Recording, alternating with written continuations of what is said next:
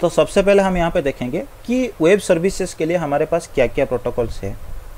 तो web services के लिए हमारे पास दो ही प्रोटोकॉल है। पहले वाला प्रोटोकॉल हमारे पास है HTTP, hyper text transfer protocol या ट्रांसमिशन प्रोटोकॉल, ऐसा कुछ इसका फुल फॉर्म होता है, थोड़ा देख लेना आप। तो ये जो HTTP होता है ये एक प्रोटोकॉल होता है जिसको यूज करके आप क्या करते हो, आप जो वेबसाइट वगैरह है ना, किसी वेब पेज पे आप क्या करते हो, एक्सेस करते हो। मतलब ये क्या होता है, जो एक वेब पेज में आपको बहुत सारे चीज़ मिलता है, जैसे इमेजेस होते हैं, आपके पास बहुत सारे टेक्स्ट होते हैं, बहुत सारे चीज़ें आपके एक वेब पेज में आपको देखने को मिलेगा। तो सारे चीज़ को आपके पास ये क्या करता है, हाइपर टेक्स्ट फॉर्मेट में आपके पास भेज देता है। ठीक है, आप जब भी HTTP के जरिए कोई भी वेब पेज को खोलने की रिक्वेस्ट करते हो तो क्या होता है, आपका ये HTTP प्रोटोकॉल आपका काम में आता है। और ये प्रोटोकॉल का काम यही होता है, किसी सर्वर पे किसी वेब पेज के बारे में जिसको आप एक्सेस करना चाहते हो उसके बारे में जो भी इंफॉर्मेशन उस सर्वर में पड़ा है वो आप तक वो पहुंचा दे हाइपर टेक्स्ट फॉर्मेट में। ठीक है, तो इसके लिए ये रेस्पॉन्सिबल होता है प्रोटोकॉल, जिसका नाम है आपका HTTP। और हर एक प्रोटोकॉल के लिए एप्लीकेशन लेयर में जो भी प्रोटोकॉल आपके काम करते हैं ना, हर एक प्रोटोकॉल के लिए आपका एक प्रोटोकॉल नंबर होता है। मतलब आपके समझने के लिए आपके पास प्रोटोकॉल्स है, मतलब आपके एप्लीकेशन भी आपको प्रोटोकॉल के नाम जो होता है उससे समझ सकते हैं, या फिर आप चाहो तो इस प्रोटोकॉल को HTTP के नाम से समझ सकते हो। लेकिन आपके जब पैकेट एनकैप्सुलेशन और डिकैप्सुलेशन परफॉर्म होता है ना, उस केस में आपका क्या होता है, आपके जो दूसरे लेयर में प्रोटोकॉल, मतलब मैंने आपको बताया था ना कि एप्लीकेशन लेयर से अगर कोई डेटा आपका जनरेट हो रहा है तो एनकैप्सुलेशन आपका परफॉर्म होता है सेंड होने से पहले, कहाँ तक, आपका बीट्स में कन्वर्ट होने तक। मतलब लेयर 7 से लेकर लेयर 1 तक हर एक लेयर में एक एक काम होता है। तो आपका जब लेयर 7 से आप HTTP से रिलेटेड कोई भी डेटा जनरेट करते हो तो वो डेटा आपका क्या होता है, आपका लेयर 4 में आपका TCP या फिर UDP कुछ भी यूज होता है, तो मैं बताऊंगा ये क्या यूज करेगा उसके अकॉर्डिंग, या फिर आपका जो होता है ना IP आपके पास होता है नेटवर्क लेयर में।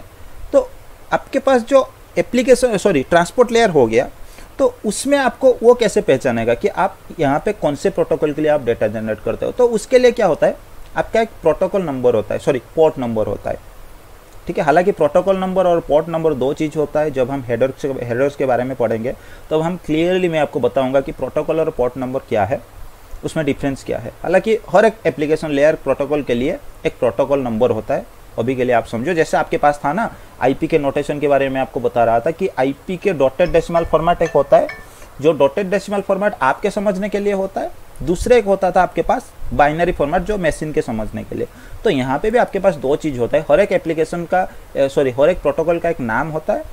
वो नाम आपका क्या होता है कि आपके समझने के लिए, ठीक है, उसका एक नाम है, लेकिन उसके लिए भी एक पोर्ट नंबर आपका होता है जो कि आपका एनकैप्सुलेशन प्रोसेस में आपका काम आता है, जो कि ट्रांसपोर्ट लेयर में वो यूज में आता है। तो इसी तरह आपका HTTP का भी एक पोर्ट नंबर है, जो पोर्ट नंबर आपका है 80।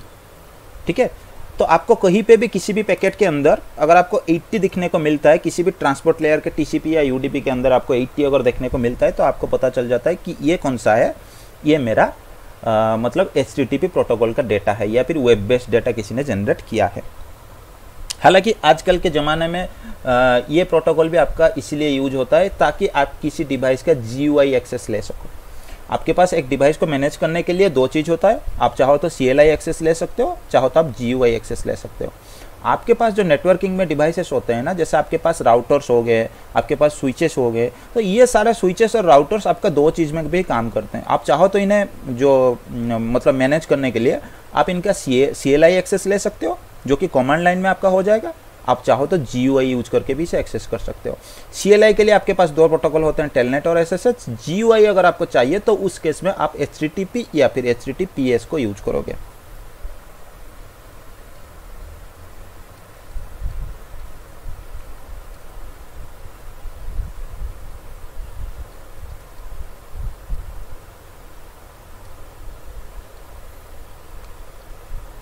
GUI एक्सेस क्या होता है आपको पता है ना, जो ग्राफिकल एक्सेस होता है। जैसे अभी यहाँ पे मेरे विंडोज़ पे ये जो एक्सेस मेरे आपको दिख रहा है, सारे कुछ एप्लीकेशन वगैरह मैं देख सकता हूँ, उसके ऊपर क्लिक करते मेरा सारा चीज़ होता है। इस तरह का एक्सेस को आप क्या बोलते हो, GUI एक्सेस।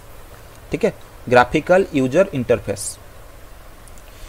तो ये आपका होता है जो HTTP प्रोटोकॉल आपका हो गया। और ये क्या करता है, it use TCP in transport layer, और मैं इसको लेयर 4 लिख लेता हूँ।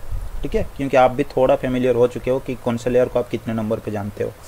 तो ये क्या करता है, ट्रांसपोर्ट लेयर, जब भी आप एप्लीकेशन लेयर में आप क्या करते हो, कुछ भी डेटा जनरेट करते हो HTTP यूज करके, तो आगे जब एनकैप्सुलेशन परफॉर्म होता है तो वो क्या करता है, ट्रांसपोर्ट लेयर में जाके ये TCP को यूज कर लेता है। ठीक है, ये UDP यूज नहीं करता है, ये डायरेक्ट TCP यूज करता है। इसका भी कोई वजह है, क्योंकि आपको पता है आप कोई वेबसाइट अगर खोलने जा रहे हो कुछ पढ़ने के लिए या फिर कुछ भी काम करने के लिए, तो उसमें क्या है कि अगर आपको UDP यूज करेगा ना, तो उस केस में आपका क्या होगा कि मान लो कोई डाटा आपका किसी वजह से डिलीवर नहीं हो पाया आप तक उस पेज का, तो आपका आधा हिस्सा जो पेज का कुछ हिस्सा जो है ना वो तो मिस हो जाएगा ना, क्योंकि UDP आपका रिट्राइव नहीं करता है। तो इसलिए आपका TCP ये यूज करता है, ताकि कोई भी अगर पैकेट वगैरह या फिर वेब पेज का कोई इन्फॉर्मेशन वगैरह अगर मिस हो गया तो ये रिट्राइव कर पाए फिर से, ताकि आपको पूरा वेबसाइट जो है ना वो दिख पाए। तो ये आपका हो गया